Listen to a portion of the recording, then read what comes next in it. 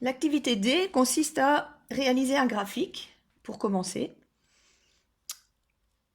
en reprenant les données du tableau de valeur qui est proposé ici. On a relevé la température toutes les 2 heures durant la journée du 12 janvier. Et donc, on commence à l'heure 0, donc à minuit, 0 heure, température de 1 degré Celsius, à 2 heures, une température de 0 degré Celsius, etc. Et donc, on a ici un tableau de valeur, de nouveau, qui va lier les deux grandeurs, l'heure qui représentera X et les températures en degrés Celsius qui représenteront les valeurs de Y. Et donc, ça veut dire qu'en abscisse, dans ce graphique, seront exprimées les heures et en ordonnée les températures. On va d'abord placer les différents points grâce aux coordonnées précisées dans le tableau. Et donc, on va placer le point 0, 1.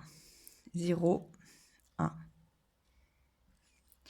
2, 0. 2, 0. 4, moins 3. Abscisse 4, ordonnée moins 3. 6, moins 2. 6, moins 2. 8, 0. 8, 0, on est sur l'axe des abscisses. 10, 3. 10 en abscisse, 3 en ordonnée. 12, 5. 12, 5.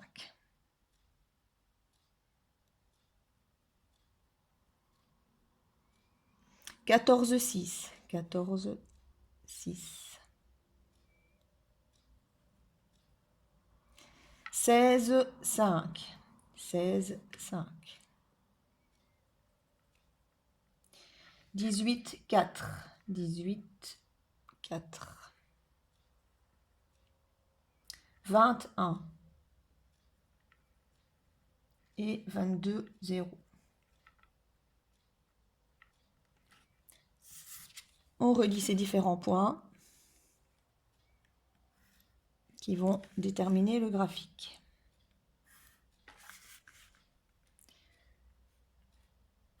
C'est une suite de segments de droite. On trace ce graphique à l'aide d'une latte.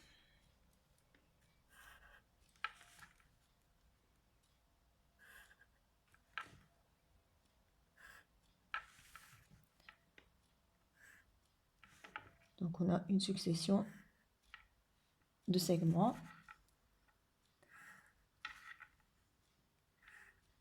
Voilà.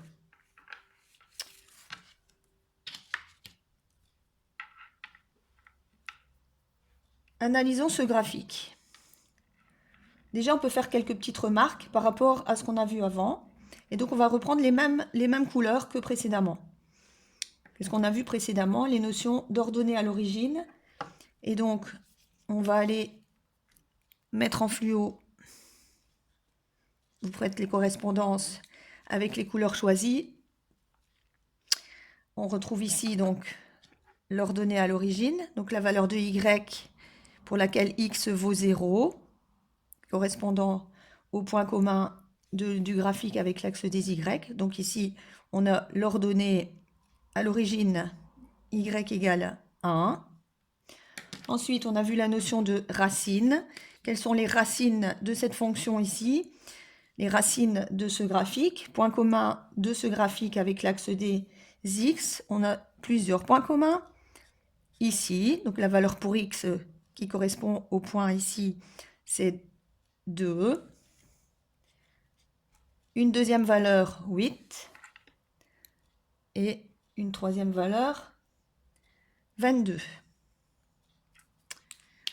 Alors, dans ce graphique, vous allez prendre une troisième couleur maintenant pour mettre en fluo ce point-ci précisément et celui-ci. Ce point-ci est le point le plus bas de notre graphique et celui-ci le point le plus haut. On va les appeler des minimums et maximums. On va faire les correspondances tant qu'on y est dans le tableau de valeurs. Donc, l'ordonnée à l'origine ici qui correspond au 1 pour la valeur de y. Les racines qui correspondent aux valeurs de x qui sont 2, 8 et 22. Et les minimums et maximums qui correspondent aux valeurs de x égale à 4 pour le minimum et à 14 pour le maximum.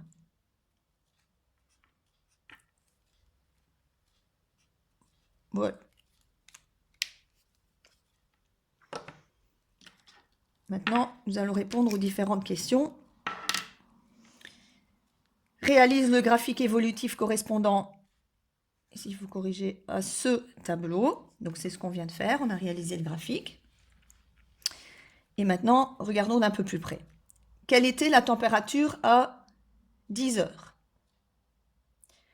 Donc si on regarde à 10 heures, quelle était la température à 10 heures? À 10 heures, la température était de 3. On le voit par le graphique et bien entendu par les valeurs qui sont dans le tableau. 10, 3. Donc quelle était la température à 10 heures?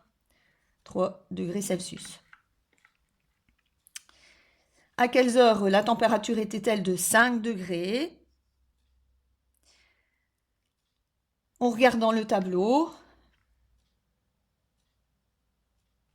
Y5, Y5, donc à 12 heures et à 16 heures. Donc si on regarde ici la valeur de Y, 5, où est-ce qu'on voit donc les réponses ici pour X, ici 12 et ici 16. Donc 12 heures et 16 heures. À quelles heures la température était-elle de 0 degré? 2, 8 et 22. 2, 8 et 22, la température, Y vaut 0. Ça correspond à nos racines. 2 heures, 8 heures et 22 heures. Quand la température était-elle strictement positive maintenant? Quand la température était-elle strictement positive? Ça veut dire qu'on va regarder les valeurs de Y, enfin là où les valeurs de Y sont positives. Donc la partie du graphique qui est au-dessus de l'axe des abscisses, puisqu'au-dessus de l'axe des abscisses, nos Y sont positifs. Donc où sont les parties du graphique? On a cette partie-ci, donc entre 0 et 2. Et puis entre 8 et 22. Toute cette partie-ci est au-dessus de l'axe des abscisses, donc toute cette partie correspond à des Y, donc à des températures positives. Donc on écrit entre 0 et 2 heures et entre 8 heures et 22 heures.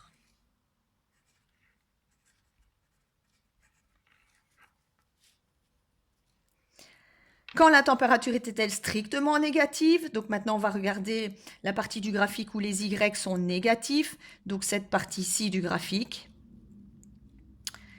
Et donc, on est entre quelle valeur de X? Entre 2 et 8. Donc, on est entre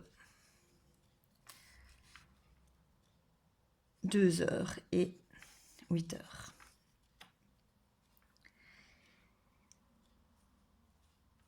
Nous allons établir ainsi ce qu'on appelle le tableau de signes de cette fonction. Alors, pour établir ce tableau de signes, qu'est-ce qu'on va reprendre dans le tableau? Les valeurs minimales et maximales de x. Donc, notre graphique s'étend entre quelles valeurs de x? Entre 0 et 22. Tout se passe entre 0 et 22. Et donc, on reprend d'abord ces valeurs-là, 0 et 22 heures. On appelle ça les bornes de la fonction. Donc, ça, on va faire ceci. Donc, ça s'appelle les bornes de la fonction, si elle en possède. On verra pourquoi je précise ça. Ici, elle en possède. Donc, on commence par mettre les valeurs minimales et maximales entre lesquelles on travaille. Donc, 0 et 22. Et qu'est-ce qu'on met entre 2 ? 2 et 8, qui correspond aux deux racines, 2 et 8. Voilà. Et ben, l'extrémité ici, on a mis 22, ça correspond aussi à une racine. Hein. Et donc, on va reprendre les mêmes couleurs pour qu'on s'y retrouve. Donc, qu'est-ce qu'on retrouve dans ce tableau déjà ? Les valeurs de x qui correspondent aux racines. Alors, on a vu aussi dans la définition donc, les racines sont les valeurs de x pour lesquelles y vaut 0. Donc, effectivement, à 2h, 0 degré, à 8h, 0 degré, à 22h, 0 degré.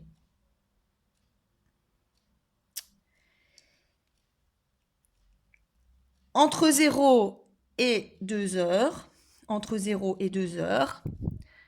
notre graphique est au-dessus de l'axe des abscisses. Qu'est-ce qu'on a dit tout à l'heure ? Les valeurs de y sont positives. Et donc, les valeurs de y avant la racine 2 sont positives. On va donc mettre ici plus.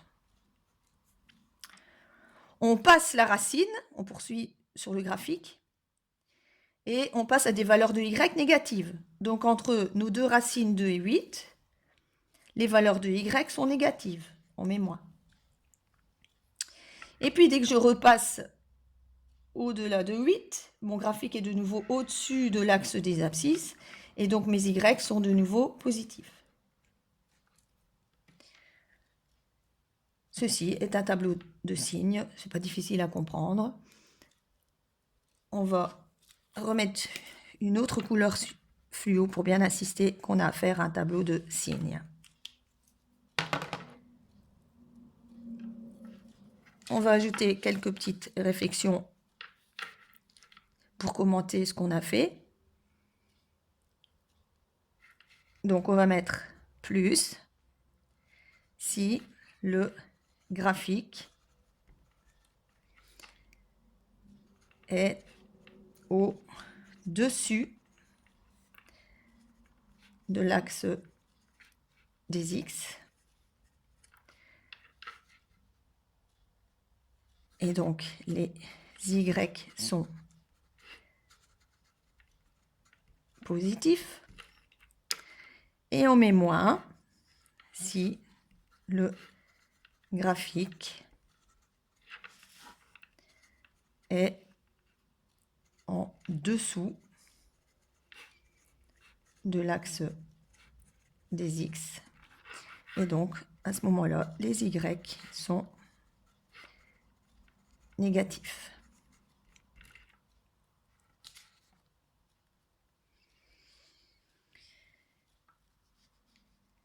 Question suivante. Quelle est la température maximale et minimale le 12 janvier ? Donc, quelle a été la température maximale ? On l'a déjà repéré avec les couleurs.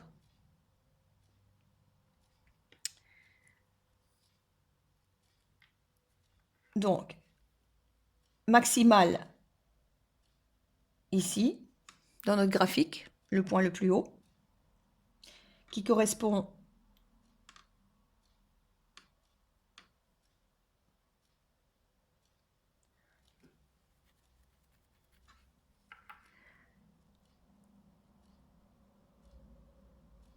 à 6 degrés.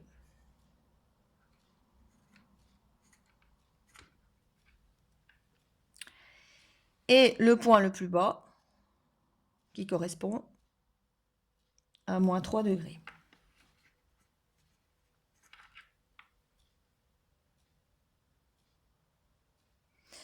Quand la température était-elle croissante le 12 janvier ? Quand est-ce que la température est en hausse ? Mais au début de notre graphique, les températures descendent. Donc à partir de quel moment elles remontent ? À partir d'ici, qui correspond à la valeur pour x égale à 4. Donc dès que la valeur de x passe à 4, notre graphique monte de gauche à droite. Donc lorsqu'on augmente les valeurs de x, que font les valeurs de y? Elles augmentent. Et ça se passe jusqu'à la valeur de x égale à 14. Donc dans l'intervalle des valeurs de x de 4 à 14, notre graphique monte de gauche à droite. Donc ici, quand la température était-elle croissante le 12 janvier, entre la 4e heure et la 14e heure, donc entre 4 heures et 14 heures. Hein. Quand la température était-elle décroissante? Donc maintenant, on va regarder quand est-ce que les températures chutent. Donc ça se passe à 2 niveaux dans notre graphique. Dans cette partie-ci, les températures descendent. Donc de 0 à 4, dans l'intervalle 0,4, le graphique descend de gauche à droite. Quand est-ce que le graphique descend encore? À partir d'ici, il descend jusqu'à la valeur 22. Et donc dans l'intervalle 14, 22, le graphique descend de gauche à droite.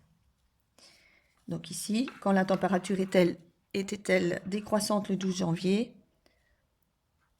donc entre 0 et 4 heures, et entre 14 heures et 22 heures. On va donc maintenant faire ce qu'on appelle un tableau de variation. Pour faire ce tableau de variation, on reprend les valeurs extrêmes, je vais dire. Donc la plus petite pour x dans notre graphique et la plus haute pour y dans notre graphique. Donc 0 et 22, donc je retrouve ici les bornes de ma fonction. Et qu'est-ce qu'on met entre deux? Eh bien, on met les valeurs pour x pour lesquelles on a le point le plus bas, donc le minimum, 4, et le maximum, 14. On va reprendre les mêmes couleurs que celles qu'on a choisies dans le graphique. Moi, j'ai utilisé l'orange ici pour le minimum et l'orange pour le maximum. Je vais remettre ici les mêmes couleurs. Et donc là, on retrouve le minimum et ici le maximum. Alors, qu'est-ce qu'on a dit tout à l'heure? Entre 0 et 4, dans l'intervalle de x qui va de 0 à 4, notre graphique descend de gauche à droite. Et donc, on dira que la fonction est décroissante. Et donc, on met une flèche qui va vers le bas. Alors, puisqu'après, on atteint le minimum, puisque c'est un minimum, qu'est-ce qui se passe après le minimum? Ben, le graphique remonte. On remonte. Donc, on dira que notre fonction est croissante. On met la flèche vers le haut. Et puis, lorsqu'on atteint le point maximum de notre graphique, de nouveau, le graphique descend. Et donc, la fonction est décroissante. On met une flèche vers le bas. Et vous avez ainsi ce qu'on appelle un tableau de variation. On va remettre la même fluo que tout à l'heure. Ceci est un tableau de variation. Une petite remarque, un petit commentaire pour terminer. Donc, nous mettons la flèche vers le bas lorsque le graphique descend de gauche à droite.